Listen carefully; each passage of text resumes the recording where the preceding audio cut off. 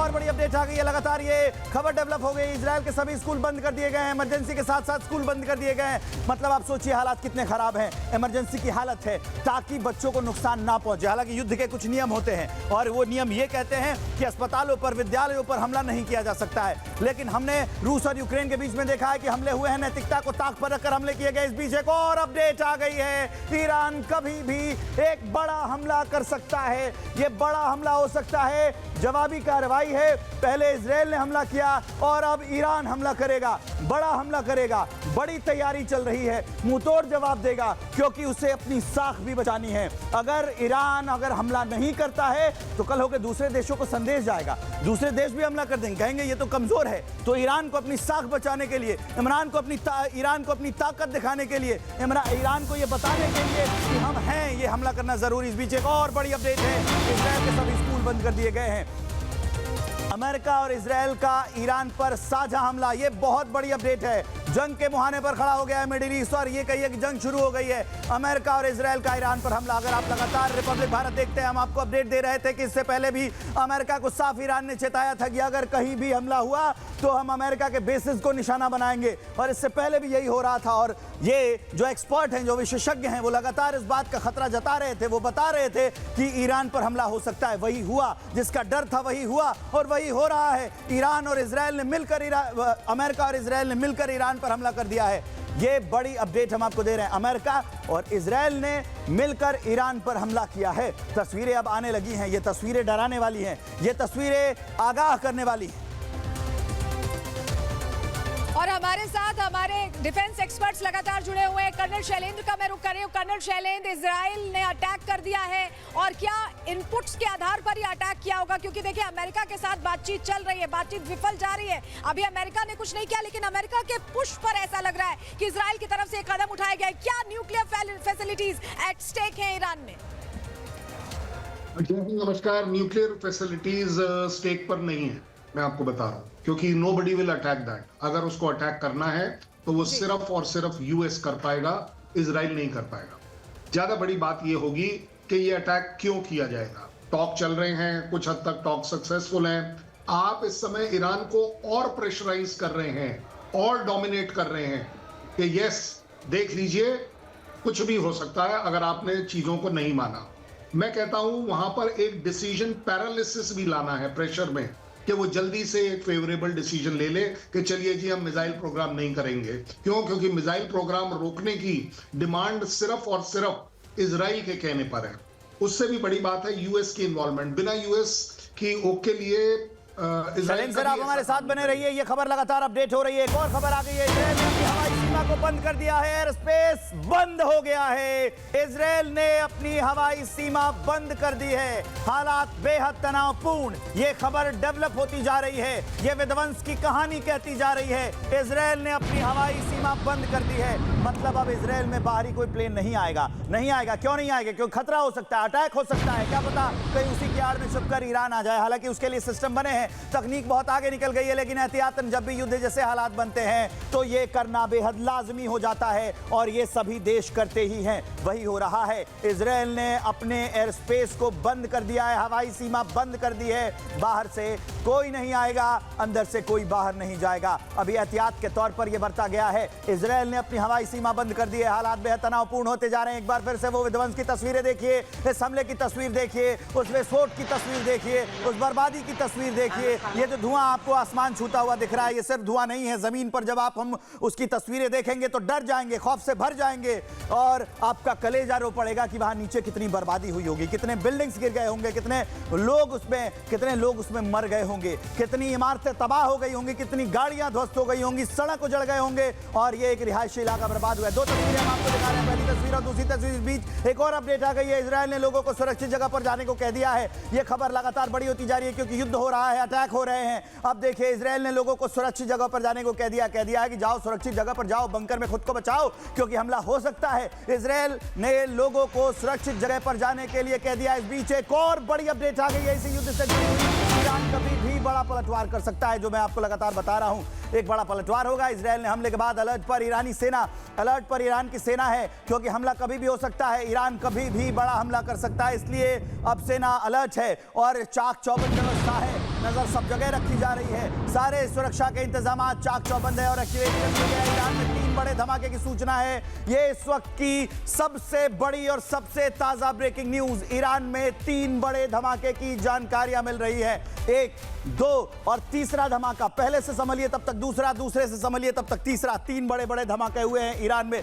आप सोचिए, ये सोची समझी प्लानिंग के तहत किया गया है। इजराइल ने ये हमला एक पूरे फुल प्रूफ प्लानिंग के साथ किया है। ये धमाके यही बताते हैं। तीसरी तस्वीर आ गई है जो हम आपको दिखा रहे हैं। आप सोचिए, ईरान में 3 बड़े धमाके की जानकारी। इस बीच एक और अपडेट है। राजधानी तेहरान में 2 और धमाके सुने गए, मतलब 5 धमाके हो गए हैं कुल।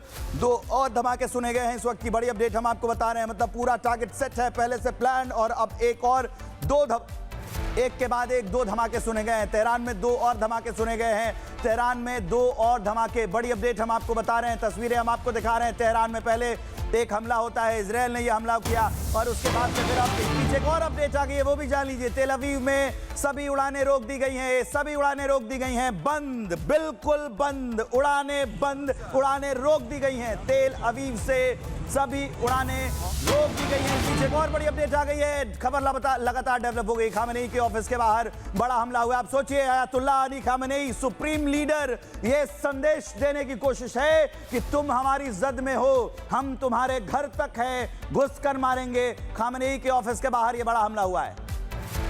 तो खामेनेई के ऑफिस के बाहर हमला हुआ। ये बहुत बड़ी खबर है जो हम लगातार ब्रेक कर रहे हैं। बड़ी जानकारियां जो सामने हमारे साथ डिफेंस एक्सपर्ट्स लगातार जुड़े हुए हैं। कर्नल शैलेंद्र, मैं आपका रुख कर रही हूं। एक तो ये भी समझना चाहेंगे, खामेनेई के ऑफिस के बाहर हमला करना, क्या ये एक मैसेजिंग है जो सीधे सीधे खामेनेई तक पहुंचाई जा रही है कि जब बातचीत की टेबल पर बैठो तो थोड़ा दबकर बात करो, ये वो मैसेजिंग है क्या सर? जी, मैंने इसीलिए आपको बोला कि ये प्रेशर जो है, ये प्रेशर आप डाल रहे हैं खमेनी पर, ईरान के ऊपर। क्योंकि अगर आपको पिछली बार याद हो, पिछले बार में भी जो उनका महल है उससे 100 मीटर दूर पर स्ट्राइक करी थी और एक बहुत बड़े लीडर को जो हमास के थे उनको मार गिराया था। ज्यादा बड़ी बात ये होगी कि यूएस की इन्वॉल्वमेंट क्या है। देखिए, यूएस को ये पता है किसी भी तरह का अटैक अगर डायरेक्टली यूएस करता है तो मिडिल ईस्ट की सारी कंट्रीज में जो उनके बेसिस हैं वो थ्रेट पर आते हैं, एक बात। और मिडिल ईस्ट की कंट्रीज बिल्कुल नहीं चाहती कि उनकी जमीन से किसी भी तरह का अटैक ईरान के ऊपर हो। ये जनरली बात चल रही है। सबसे बड़ी बात यह भी है कि यूएस और इजराइल को यह भी जज करना है कि हूतीज और हिजबुल्लाह किस हद तक ईरान के साथ इसमें एक्टिवली पार्टिसिपेट करेंगे या नहीं करेंगे। उससे भी बड़ी बात यह है कि लीजिए एक छोटा हाईलाइट करें, हम दर्शकों को बताएं कि हूती हिजबुल्लाह इजराइल के आसपास है और लगातार अटैक करते रहे हैं इजराइल पर। और ऐसे में अगर ईरान जवाब देने पर आएगा तो मल्टी वॉर फ्रंट खुलेगा इजराइल के लिए, क्योंकि हूती हिजबुल्लाह और ईरान साथ में अटैक करेंगे। तो सर मान लें कि अब मल्टी वॉर फ्रंट के साथ ही जवाब देगा ईरान। ये मैं इसीलिए बोल रहा हूं, ये एक असेसमेंट भी है। US is a very smart country, very crook country, very street wise country, कि वो अपनी लड़ाई अपने आप नहीं लड़ता है। उसके पास एक इजराइल है। अब उसने जब ये किया है तो वो देखेगा कि ईरान का रिएक्शन कहां आएगा। मेरा आकलन कहता है कि ईरान को जिम्मेदारी लेनी पड़ेगी कि अगर वो रिटेलिएट करता है तो सिर्फ और सिर्फ इजराइल के ऊपर करे, वो यूएस बेसिस के पर ना करे। और अगर उसे इजराइल पहुंचना है उसकी मिसाइल्स ने, तो वो एक अपने आप में कोई माइनर चैलेंज नहीं है, मेजर चैलेंज है, because of the distance involve.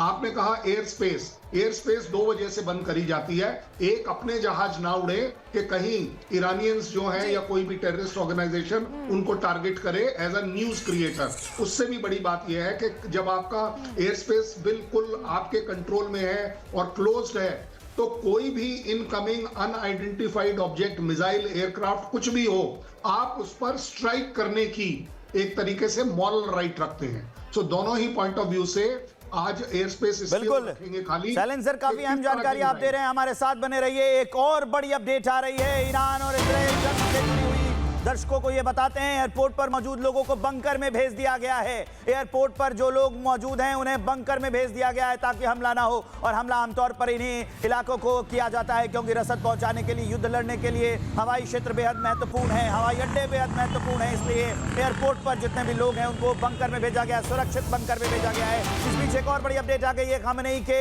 Office के बाहर जो धमाका हुआ है उसके बाद इजराइल ने क्रूज मिसाइल से हमला किया। ये बड़ी खबर है। इजराइल ने क्रूज मिसाइल से हमला किया है, बेहद ताकतवर मिसाइल, क्रूज मिसाइल से हमला किया गया है इजराइल के द्वारा। हमारे साथ हमारे मेहमान जुड़े हुए, रक्षा विशेषज्ञ जुड़े हुए। शैलेंद्र सर, मुझे बताइए कि क्रूज मिसाइल से हमला क्यों बेहद खतरनाक होता है, डेवास्टेटिव होता है, विनाशकारी होता है? आएंगे आपके पास, लेकिन एक और बड़ी खबर आ गई है। पूर्वी तेहरान में 2 बड़े धमाके सुने गए हैं। 2 बड़े धमाके पूर्वी तेहरान में सुने गए हैं। मतलब एक के बाद दूसरा, दूसरे के बाद तीसरा, चौथा, पांचवा, छठा, सातवां ये धमाका पूर्वी तेहरान में 2 बड़े धमाके सुने गए हैं। हालात बेहद तनावपूर्ण है। मैं आपको इसीलिए बता रहा हूं क्योंकि ये खबर लगातार अपडेट हो रही है। बेहद जल्दी जल्दी प्रकरण पूरा बदल रहा है, हालात बदलते जा रहे हैं, हालात तनावपूर्ण होते जा रहे हैं। पूर्वी तेहरान में 2 बड़े धमाके हुए। इस बीच एक और बड़ी अपडेट आ गई है। बड़ी अपडेट ये, ईरानी एयर स्पेस पूरी तरह से खाली हो गया है। ईरानी एयर स्पेस खाली हो गया है। जो ईरानी एयर स्पेस है वो पूरी तरीके से खाली हो गया है। एहतियात के तौर पर ऐसे कदम उठाए जाते हैं क्योंकि दोनों देशों के बीच में हालात बेहद तनावपूर्ण है। इजरायल ने अपने एयर स्पेस बंद कर लिया है। अब ईरानी स्पेस भी पूरी तरह से खाली हो गया है ताकि अपने जो जान माल की क्षति है उसको कम किया जा सके। अगर कोई अटैक हो तो उससे बचा जा सके, उसे डिफेंड किया जा सके। यही इसके पीछे की रणनीति होती है। जब दो देश ऐसे युद्ध में होते हैं तो आजकल हवाई क्षेत्र में भी बहुत आसानी से हमला किया जाता है। इसको बचाने के लिए एहतियाती कदम उठाए गए। इस बीच एक और अपडेट आ गई है। ईरान में एक और जोरदार धमाका सुना गया है। एक के बाद एक धमाके की खबर आ रही है, एक के बाद एक धमाके की तस्वीरें आ रही हैं। ये डरावनी तस्वीरें हैं। शैलेंद्र सर हमारे साथ बने हुए हैं। शैलेंद्र सर, जरा हमें पहले क्रूज मिसाइल के बारे में बताइए कि इससे होने वाला हमला बेहद विध्वंसक और खतरनाक कैसे होता है? देखिए, क्रूज मिसाइल का जो सबसे बड़ा एडवांटेज मिलता है, एक तो ये है कि वो आपकी अर्थ के एटमॉस्फेयर के अंदर ही काम करती है और उसकी जो एरोडायनेमिक्स है, वो जो लिफ्ट टू कैरी जो है, वो यूजुअली कन्वेंशनल और एक पेलोड लेकर दूरी तक जा सकती है। मैंने आपको अभी बताया था कि ईरान के लिए चैलेंज आएगा कि वो किस तरीके से अपनी मिसाइल्स को एक डिस्टेंस जो तकरीबन 1700-1800 किलोमीटर की बात करते हैं वो ट्रेवल करेगा, और जितनी ज्यादा डिस्टेंस इन्वॉल्व है उतना ही उसका एयर डिफेंस सिस्टम में इंटरसेप्ट होना आसान है। सो अगर क्रूज मिसाइल इजराइल इस्तेमाल कर रहा है, उसके सिर्फ 2 रीजन है। एक है स्पीड, एक है डिस्टेंस, और एक है पेलोड, जो वो डिस्ट्रक्शन आप देख रहे हैं कि किस तरीके से एक बड़ा धमाका अगर आपने करना है, एक जोरदार धमाका आपने करना है, एक नुकसानदेह धमाका अगर आपने करना है, तो उसमें आपको क्रूज मिसाइल काफी सक्सेसफुल नजर आती है।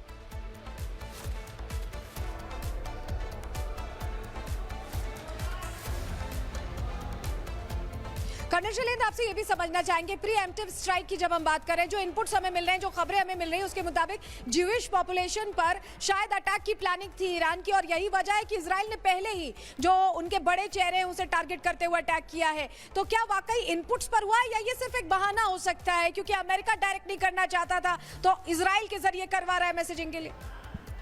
कोई भी कंट्री एंड स्पेशली इजराइल और यूएस कभी इतने इररिस्पॉन्सिबल और मूर्ख नहीं हो सकते कि वो एक हवा में चला। ये अपने आप में उनके लिए इम्पॉसिबल है। एक इनपुट के ऊपर ही आप काम कर, ऐसा नहीं आप जो मर गया है वो कर लिया, ऐसा बिल्कुल नहीं कर सकते आप।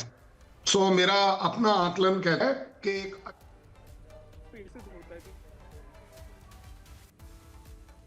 आप स्ट्राइक कर दें, आपने अपने टारगेट चूज किए होंगे और उसके बाद आप बोल रहे हैं प्रीएम्प्टिव स्ट्राइक का मतलब ही यही होता है कि आप एनिमी को जहां आप एक्सपेक्ट कर रहे हो एनिमी रिएक्ट करेगा, उससे शैलेंद्र सर, आप हमारे साथ बने रहिए। एक टेक्निकल इशू है, उसको दूर कराते हैं। तब तक एक बड़ी खबर आ गई है। ईरान में कई बड़े लोगों को टारगेट किया जा सकता है। ये बड़ी अपडेट है। पूरे इजरायल में रेड अलर्ट भी जारी कर दिया गया है। इजरायल में रेड अलर्ट जारी कर दिया गया है। इजरायल भी इस वक्त वॉर के मुहाने पर खड़ा है। हमला करने के बाद ईरान जरूर पलटवार करेगा। लोगों को बंकर में जाने की अपील की गई है ताकि need to go to a protected shelter when there's a missile.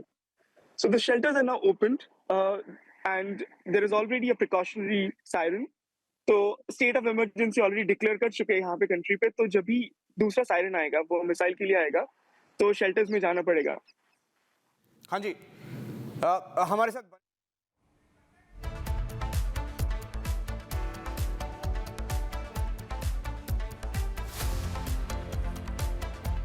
तो लोगों को बंकर में जाने की अपील कर दी गई है। हम वहां से ग्राउंड रिपोर्ट आपको दिखा रहे थे कि कैसे अब अपील की जा रही है, लोगों को पहुंचाया भी जा रहा है क्योंकि हालात बेहद तनावपूर्ण हैं। ये देखिए, ये जो बारूद की गंध है वो पूरा इजराइल, हम आपको तस्वीरों के जरिए दिखा रहे हैं, लेकिन ये पूरा ईरान इस बारूद की गंध को महसूस कर पा रहा होगा, इस डर को महसूस कर पा रहा होगा। वो सीधा इनके दिलों में ये धुआं जाकर बैठ रहा होगा, इस बात का डर कि कहीं उनके ऊपर मिसाइल न गिर जाए। क्योंकि जब युद्ध होता है, अब ये जो इलाके हैं, जो रिहायशी इलाके हैं जहां से तस्वीरें हम आपको दिखा रहे हैं, मान लीजिए अगर कोई मिसाइल आकर यहाँ गिर जाए तो सोचिए कितना विध्वंस होगा, कितने लोगों की जाने आए थे।